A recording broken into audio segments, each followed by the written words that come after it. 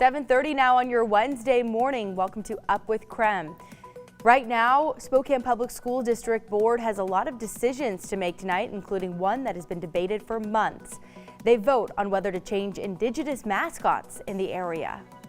Plus, SPS wants your input on names for 4 schools in the area. This morning, what you need to know before attending the meeting. And our coverage of Asian American Pacific Islander Month continues. We'll be joined by a retention counselor at WSU. He speaks about AAPI students and how he helps them stay at the university until they graduate. And of course, we're going to take you outside. Clouds are starting to build across the inland northwest. I'll let you know what that means for our high temperatures today. Up with KREM begins now. Thanks for being with us on your Wednesday morning. Welcome back. Look who's trending online again. It's our very own Tim Fan. He tweeted out this video photo yesterday. He's only a little bit excited about the 2nd and Thor Streets getting its potholes filled. Come on. It was so bad. I know. He even called WashDOT to thank them personally. It's a perfect week to get outside, of course, because of the temperatures. So we're just getting warmer and warmer. Tim, I know you are not alone. Look. When you go down that road that's newly Right, it's paved, like ba-bum, ba-bum, ba-bum, like. oh, and your car is hurting, and when you get it nice and smooth, it's the best. I can't get the image out of my head of Tim driving and being like, oh my God, this is so nice. I got it, and I know Tim, so I know you pulled over to the side of the road, so you're not talking and driving at the same time. And yeah, so I know Tim was so excited. He pulls over to the side of the road. He picks up his phone. Gosh. He calls and he says, "Thank you so much." And they're like, "Huh?" They were like, "Why is this guy crying, weirdo?" I was emotional yesterday. Okay, leave me alone. All right, let's get to weather before I start crying again. My gosh. All right, let's do weather. I'm sorry. I don't know why it's so funny to me that Tim was like, I got a call, but I love it. That's why I love Tim. Let's do weather. 50 degrees right now here in Spokane, 47 in Coeur d'Alene, 46 in Sandpoint. You have a little more sunshine over in North Idaho, but enjoy it while you can.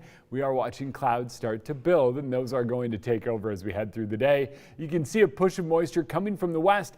There is moisture trying to move in. They don't think that happens. I think the Cascades are nice and greedy, and they really start taking everything. We will see a few more clouds filter in and a couple of breaks in those clouds as we move through the day, but I think mostly cloudy. Temperatures are in the 50s now and climbing.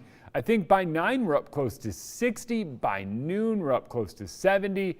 And by this afternoon we top out in the low 70s under mostly cloudy skies. But if you want sunshine, it arrives tomorrow and it sticks around into the weekend. I know it's only Wednesday, but after all, everybody's working for the weekend. I don't know the line after that, so back to you guys. All right, Jeremy, thanks so much. Here's 3 things you need to know about tonight's school board meeting in Spokane.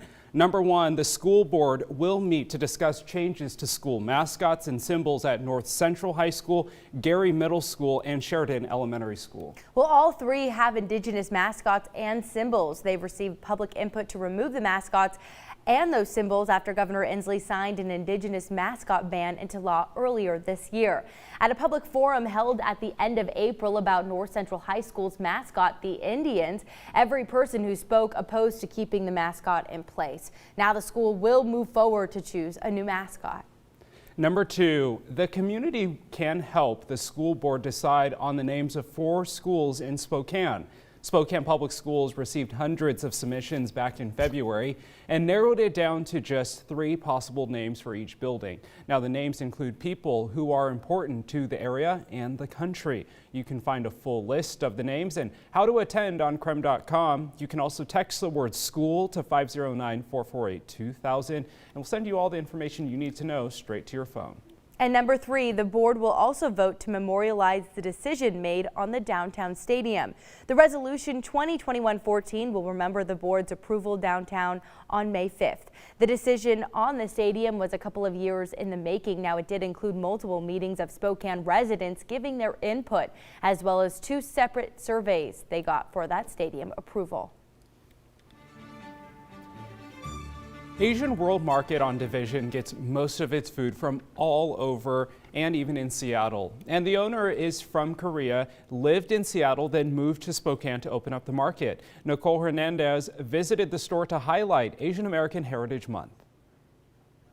All right, so I don't know about you guys, but I know a bunch of people are into ramen right now, and look at how many different types of noodles they have everywhere. This whole aisle is just filled with noodles here. So we're at Best World Asian Market, and you can see here just how much variety they have. It's absolutely amazing. So Lee is the owner of this place, but he doesn't speak English too well, so we have his employee here. She's been working here a few months. This is Fiona Davis. She's going to talk to us about what you guys have here. So tell me, beyond just all these noodles and this ramen, what kind of food do you guys have? Yeah, we have a whole bunch of stuff.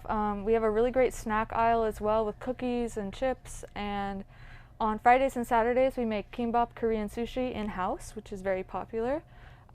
We have lots of different sauces, and we have food from Korean, Japanese, Chinese, Thai, and Indian food. Yeah, a whole bunch to try. You mentioned it kind of also beyond new people coming in and trying new stuff, that you also have people come in that say that really helps because it's what they ate at home. What are some of your customers saying about this kind of stuff? Absolutely. I think just because we have such a large variety and niche items, some people have been looking for it since moving here, and I've got a couple customers say like, oh, I'm so excited to try this. I haven't had it since I was a kid. Yeah, absolutely. And there's a bunch of new stuff to try too. What are some of your most popular things that people come in to try? People try the boba tapioca pearls. The snack section is really where a lot of people go, and we have a lot of different drinks. We have like ramune and other like just fun drinks to try, and breads, and you really can't go wrong. Yeah, no, it all looks so yummy, and it smells good in here too. So this place has been open for about 10 years. Owner Lee has had it for about 3. So definitely a fun place to come check out, and a great place for us to highlight, particularly for Asian American Heritage Month. So I'll send things back to you guys. Nicole, thank you. And coming up at 8, our coverage of Dr. Bob Lutz continues. This morning, we have the results of a preliminary investigation. It shows Spokane's Health District Administrator, Amelia Clark, may have violated state law when firing the former health officer, Dr. Bob Lutz. And we've got a lot to talk about in the world of weather. Really, it's just going to be dry and warmer as we head into the weekend. I'll let you know what that means for you. And our coverage of AAPI month continues. This morning on Up with KREM, we're joined by a retention counselor from Washington State University. He tells us about what he does to help AAPI students complete their degrees. But first, since May is Asian American and Pacific Islander Heritage Month, we want to highlight people of AAPI descent who've made history. Chief Master Sergeant Joanne Bass became the first Asian American to hold a senior enlisted position in the U.S. Air Force. She was born in Hawaii and currently serves as the Chief Master Sergeant.